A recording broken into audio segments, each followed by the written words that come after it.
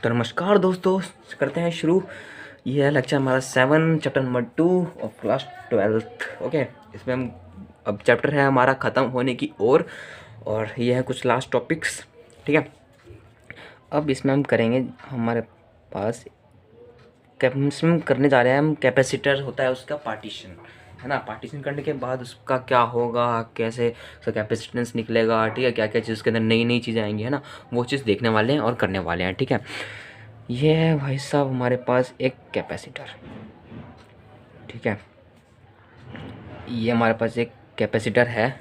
ठीक है, तो हमें पता है कैपेसिटर का एरिया ए होता है, ठीक है, और distance between them is D, है ना, ये डी होता है। अब हमने कर दिया इसका पार्टीशन फ्रॉम ऊपर से, है ना, ये कर दिया हमने पार्टीशन। ठीक है, पार्टीशन कर दिया हमने ये, ठीक है, बिल्कुल बीच से किया पार्टीशन। ठीक है, बिल्कुल बीच से हमने, ये है हमारे भाई साहब पार्टीशन। ठीक है, हमने कर दिया इनका पार्टीशन। ठीक है, पार्टीशन करने के बाद क्या हुआ, एरिया तो वही रहा ना, है ना, एरिया थोड़ी हुआ, एरिया जितना यहाँ पे है एरिया उतना वहाँ पे भी रहेगा, है ना। ठीक है, हुआ क्या, ये बट गया, ये हमारा हो गया d/2, ये हो गया हमारे पास d/2। ठीक है, ध्यान रखना है, आगे हम बहुत कुछ करने वाले हैं, इसको लेकर इक्वेशन बनाने वाले हैं। ठीक है, ये यहाँ पर d/2, ये हमारा बीच में रखा तो डिस्टेंस बढ़ गया और एरिया तो एरिया रहा। ठीक है, इसके अंदर हमने डाल दिया तेल, ऑयल डाल दिया, उसका अपना एक कांस्टेंट होगा K1। इसके अंदर हमने डाल दिया, कुछ भी डाल दो यार, गिलास डाल दो, जो मर्जी डाल दो, ठीक है, गिलास डाल दिया, इसका हो गया अपना K2। ठीक है, अब जो हमने यहाँ पे कैपेसिटेंस क्या होगा, है ना। अब देखो हमने इसका पार्टीशन किया, ठीक है भाई, पार्टीशन कर दिया, इसको दो टुकड़े में बांट दिया। दो टुकड़ों में बांटने के बाद क्या हुआ, ये सीरीज़ में ही हुए ना, दो टुकड़ों में बांट दिया। अगर हम इसको बनाएंगे, है ना, तो क्या से बनेगा, एक कैपेसिटर ये जिसके अंदर भरी पड़ी है, जिसके अंदर है तेल, ऑयल, ठीक है, जिसका कॉन्स्ट K1 है और एरिया ए है और डिस्टेंस है d/2, है ना। और एक कैपेसिटेंस दो बट गया ना, देखो ना यार, दो में बट गया ये, ठीक है। तो और दूसरा कैपेसिटेंस बचा जिसके अंदर भरा पड़ा है गिलास, ठीक है, गिलास भरा पड़ा है और उसका डिस्टेंस है d/2 और उसका एरिया है ए, है ना, और जो इसका ये है K2, है ना। ये हुआ, बस यहाँ पे अगर हम इसको मान लो C1, ये मान लो C2, इस कैपेसिटर C1, कैपेसिटर C2। ठीक है, अगर हम यहाँ पे C1 निकाल लें, यहाँ पे C1, तो पता होगा हमने डायलेक्ट्रिक कांस्टेंट, डायलेक्ट्रिज्म कर पढ़ रहे थे उस टाइम पे, हमने निकाला था C का, एक नई चीज़ निकाली थी, जो मतलब नई चीज़ थोड़ी अलग फॉर्मूला था, वो था हमारा ε0A/d, है ना, ε0A/d। यहाँ पे देखो क्या था, वो वाला फॉर्मूला था, चीज़ को ε0A/d, है ना, ये फॉर्मूला था। उसके हिसाब से चलेंगे तो हमारे पास एप्सिलॉन, यहाँ पे K1 भी है हमारे पास, ठीक है सर, अपना कॉन्स्टेंट है K1 ε0, और एरिया तो हमारे पास ए ही है, ठीक है, और डी डिस्टेंस हमारे पास है d/2, ठीक है, डी यहाँ आएगा, /2 है तो ऊपर आके यहाँ पे 2 हो जाएगा, ये हमारा है C1। ऐसे C2 निकालेंगे, C2 आ जाएगा हमारे पास ये K2 ε0, एरिया तो ए है हमारे पास और डिस्टेंस d और ये 2, है ना, ऊपर चला गया। अब देखो यार, ये जो दोनों कैपेसिटर है वो सीरीज़ में है ना। सीरीज़ का हमें पता है कि निकालने का C equivalent equals to 1/C1 + 1/C2, है ना। वैल्यू पुट करते हैं, 1/C equivalent equals to 1/C की, C1 की है हमारे पास 2 K1 ε0A/d प्लस में 1/2 K2 ε0A/d, है ना। यहाँ पे लिख लेते हैं दोबारा से, 1C इक्विवेलेंट इक्वल्स टू, अब देखो यार, इतना समझ ही जाओगे, ये डी है, ये ऊपर आ जाएगा, ये वाला डी ऊपर आ जाएगा, है ना। तो ये जाएगा हमारे पास d/2 K1 ε0A प्लस में d/2 K2 ε0A, है ना। ये चीज़ आ गई हमारे पास। में निकालना है C इक्विवेलेंट, में से काफ़ी सारी चीज़ें कॉमन निकल जाएंगी, कॉमन निकाल लो, d/2 ε0A अंदर आया, 1/K1 + 1/, K2। ठीक है, सेटिस्फाइड है।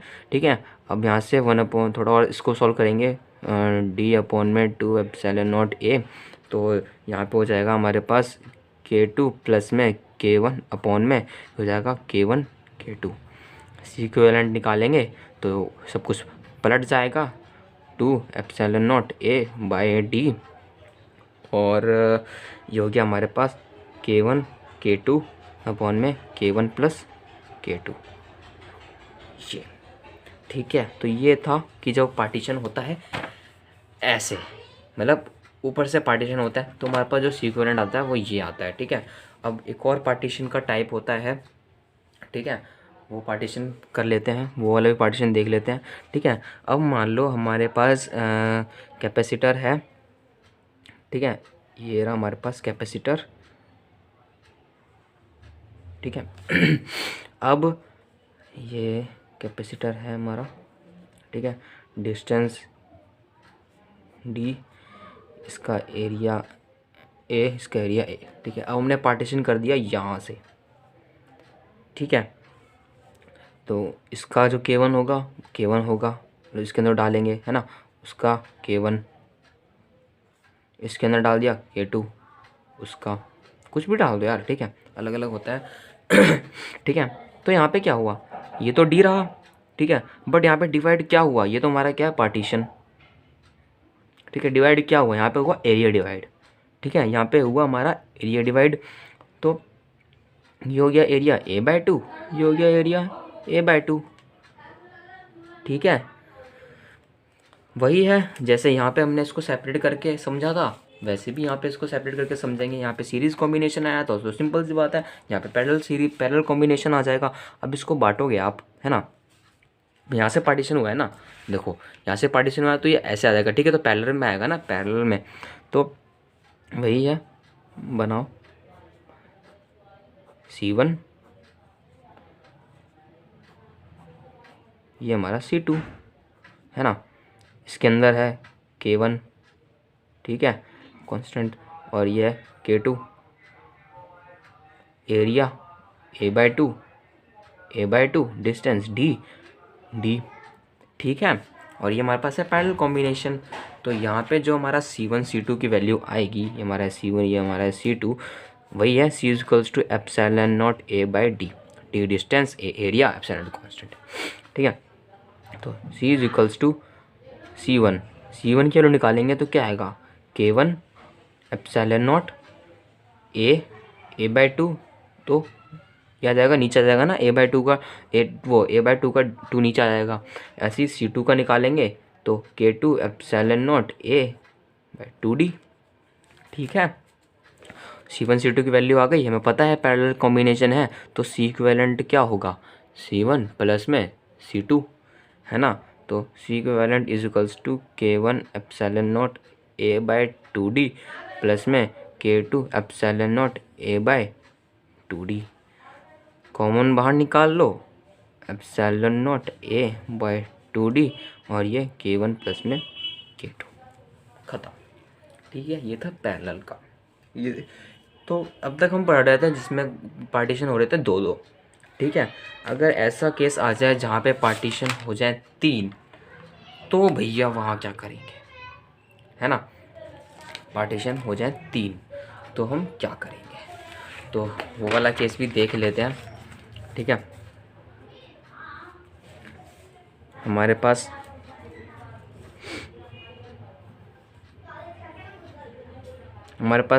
कैपेसिटर है, ये रहा। ठीक है, कैपेसिटर है।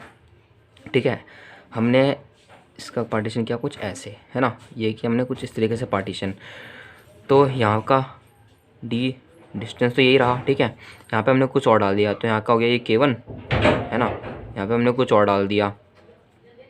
ठीक है, इतने में हमने कुछ और डाल दिया, ये हो गया हमारे पास K3। ठीक है, इतने में कुछ और डाल दिया, और ये हो गया हमारे पास K2। ठीक है, यहाँ पे हमने कुछ और डाल दिया। ठीक है, तो अब देखो यहाँ पे पहली बात तो यहाँ पे यहाँ K1 तक तो डिस्टेंस D है। ठीक है, और इन दोनों के लिए क्या हुआ, इसका डिस्टेंस हुआ D/2, इसका भी डिस्टेंस हुआ D/2, है ना, क्योंकि यहाँ का डिस्टेंस D, यहाँ का डिस्टेंस D, वहाँ पे डिवाइड हो गया D/2। ठीक है, यहाँ का एरिया A, इन दोनों का एरिया में मतलब ये देखो ना, यहाँ का ये जो था एरिया, ठीक है, यहाँ से ये भी पार्टीशन हुआ ना, तो ये एरिया a/2, ये एरिया a/2, ठीक है। अब देखो, हम अगर इतने की बात करें, हाँ इतने की बात करें तो ये तो है अपना अलग, ठीक है, इतना भूल जाओ। इसकी बात करें तो ये हमने यहाँ से पार्टीशन किया है, तो ये दोनों किस में होंगे, ये दोनों होंगे ये दोनों आपस में, मतलब देखो ना ऊपर से पार्टीशन हो रहा है, ठीक है, कैपेसिटर को देखो यहाँ से ऊपर से पार्टीशन हुआ, तो ये दोनों क्या होंगे, सीरीज़ में, है ना, ये दोनों सीरीज़ में आएंगे और इसके साथ आएंगे पैरेलल में। तो बनाते हैं, ठीक है, नॉर्मल सा जो कि जिससे आपको समझ में आए वो। ये एक तो ये वाला इधर कैपेसिटर आ गया, ये वाला, ठीक है, और ये दोनों आपस में ऊपर से कटे हैं तो इधर आएंगे सीरीज़ में, है ना। ये देखो, इसका है K3, इसका अपना है, सॉरी इसका है K1, इसका है अपना K2, इसका है अपना K3, और जो इसका है वो एरिया वो है, सॉरी डिस्टेंस D/2, और इसका है अपना D/2, और इसका एरिया अपना A/2, इसका एरिया अपना A/2, ठीक है।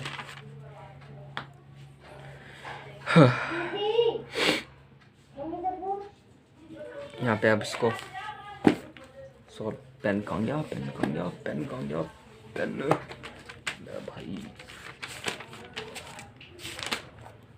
ठीक है। यहाँ पे सॉल्व करते हैं, इसका अपना है D, एरिया A/2, ठीक है। करते हैं solve, 1/c equivalent is equals to, sorry पर C1 C2 निकालें। यहाँ पे हमारे पास इसको ना अलग अलग करके सॉल्व करते हैं, ठीक है। ये हमारा है सीरीज़, पहले सीरीज़ को सॉल्व करते हैं, ठीक है। सीरीज़ के लिए ये हमारा C1 C2 C3, तो यहाँ पे C2 की वैल्यू क्या आई है हमारे पास, K2 एप्सिलॉन नॉट A/2, और ये D/2, इस 2 से ये क्या, ठीक है। C3 की वैल्यू आएगी हमारे पास K3 एप्सिलॉन नॉट A/2, और ये D/2, इस D/2 से ये D/2 गया, ठीक है। तो यहाँ पर C इक्विवेलेंट की वैल्यू आएगी D K2 epsilon not A plus में D/में K3 एप्सिलॉन नॉट A, ठीक है। यहाँ से सॉल्व करते रहेंगे, 1/c equivalent is equals to, जिसमें से हम निकाल लेते हैं कॉमन, है ना, D/में एप्सिलॉन नॉट A, और ये 1/K2 प्लस 1/K3, 1/में c equivalent is equals to D/में एप्सिलॉन नॉट A, और ये हो जाएगा हमारे पास K3 प्लस में K2 में K2 K3, ठीक है। c इक्विवेलेंट का फॉर्मूला A/D, ओप्स ज़्यादा नीचे आ गया क्या भाई, ठीक है, epsilon not A K2 K3 में K3 प्लस K2, ठीक है। ये आ गया हमारे पास सीरीज़ तक का, ठीक है। अब आपको क्या करना है, आपको अपने, ये तो सीरीज़ का आ गया, ठीक है। अब ये सीरीज़ मतलब दोनों मिलके एक कैपेसिटर हो गया, ठीक है, वो हो जाएगा इन दोनों, ये आपस में हो जाएंगे पैरेलल में, ठीक है। पैरेलल में दोनों को प्लस कर देना है, ठीक है। चलो छोड़ो यार, मैं करा ही देता हूँ, ठीक है। ये हमारे पास इक्विवेलेंट मतलब इन दोनों का एक, ठीक है, इन दोनों का एक, ये हो गया, ठीक है। अब दोनों हो जाएंगे पैरेलल में, तो पैरेलल के लिए क्या होगा, C equivalent is equals to C1 plus में, और जो यहाँ पे C इक्विवेलेंट को मारो डैश, ठीक है, जो C इक्विवेलेंट डैश आया था वो, तो यहाँ पे ये हो जाएगा हमारे पास एप्सिलॉन नॉट A, और इसका K1 है ना, इसका तो K1 था, अपॉन में D, और इसका प्लस में जो भी हमने निकाला है epsilon not A K2 K3 upon में D K3 प्लस K2, है ना। इन दोनों का प्लस कर दो, कॉमन निकाल दो जो निकल रहा है, ठीक है। कॉमन एप्सिलॉन नॉट A/D, और ये हो गया K1 प्लस में K3 K2 K3 अपॉन में K3 प्लस में K2, बस ये हो गया यहाँ तक, ठीक है। और अब जो सबसे इम्पोर्टेंट टॉपिक है वो, ठीक है, वो करते हैं अब हम, और उसमें हमें करना है, ये तो यार यहाँ तक ख़त्म हो गया, ठीक है। पार्टीशंस के हमने 3 केसेस पढ़ लिए, ठीक है। अब हमारे पास है distribution of charge on अनचार्ज capacitor, ठीक है। ये थोड़ा समझने वाला है और ज़्यादा मतलब जो होता है ना बड़ा ज़्यादा चीज़ मतलब कॉम्प्लेक्स की है ये क्या हो गया, ठीक है, ऐसा कुछ हुआ नहीं है, ठीक है, नॉर्मल सी चीज़ है। ये हमारे पास distribution of charge on uncharged capacitor. इससे आप समझ गए होंगे कि हम क्या करने वाले हैं, हम डिस्ट्रीब्यूशन ऑफ चार्ज करने वाले हैं ऑन अनचार्ज कैपेसिटर, ठीक है। तो देखिए हमारे पास एक ये है, ठीक है, कैपेसिटर है, कैपेसिटर हमारे पास C1, ये है V1, ठीक है। आप इसका शेप इसलिए लिया ताकि आपको समझ में आ जाए, ठीक है।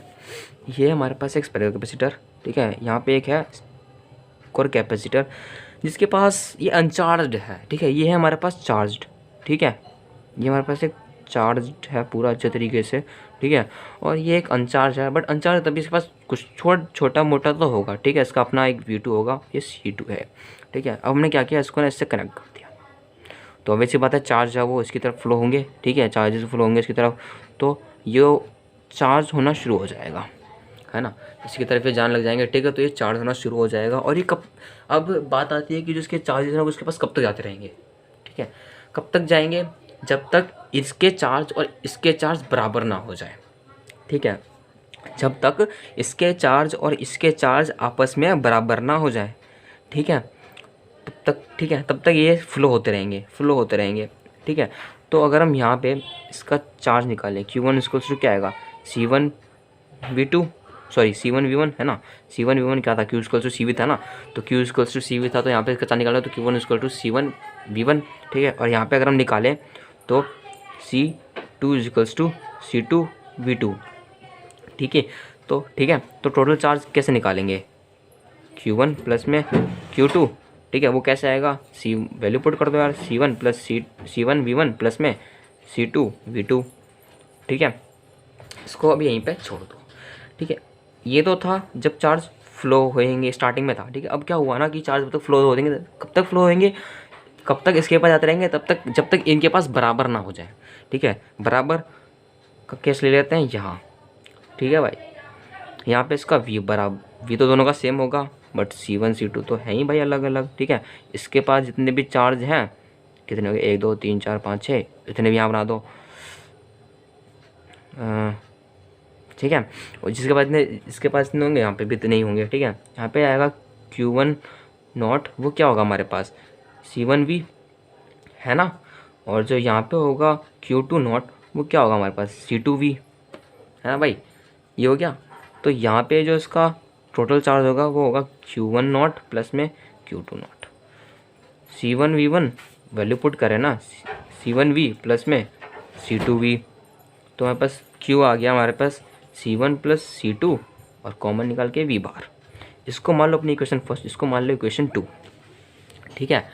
तो from equation first and second हमें क्या मिला, हमें मिला कि देखो ना ये भी क्यों है बराबर है, तो इनको हम C1V1 प्लस में C2V2 is equals to C1 plus C2 और V, है ना। यहाँ से अगर हम V निकालें, ठीक है, V निकाले वो क्या आएगा हमारे पास C1V1 प्लस C2V2 अपॉन में C1 प्लस C2, ठीक है, ये बहुत इंपॉर्टेंट है, ठीक है। और जो ये होता है ना V, इसे हम बोलते हैं कॉमन पोटेंशियल, इस V को हम बोलते हैं कॉमन पोटेंशियल, ठीक है। तो ये है कॉमन पोटेंशियल का फॉर्मूला, ठीक है। और एनर्जी का हमने देखा था, यहाँ पे जो एनर्जी निकलती है उसका फॉर्मूला हमने देखा था, क्या था, V equals to half CV का स्क्वायर, है ना, यही था। बट यहाँ पे क्या हो रहा है, यहाँ पे C1 प्लस C2 है ना, तो यहाँ पे एनर्जी आफ्टर डिस्ट्रीब्यूशन, ठीक है, जब वो स्टेबल हो जाते हैं तो वहाँ पे एनर्जी का फॉर्मूला आता है 1/2 C1 प्लस C2 और V का स्क्वायर, ये, ठीक है, ये याद रखने वाली चीज़ है एक तो, ठीक है। इस पर बेस काफ़ी न्यूमेरिकल्स हैं आपके एक्सरसाइज में, एक तो है आपका एक्सरसाइज का क्वेश्चन नंबर 2.27, ठीक है, वो कर लेना, आपका कॉन्सेप्ट बिल्कुल तगड़े वाला क्लियर हो जाएगा। ठीक है, क्वेश्चन है आपकी एक्सरसाइज का 2.27, ठीक है, उसे कर लेना, आपका कॉन्सेप्ट जो है वो अच्छी तरीके से क्लियर हो जाएगा।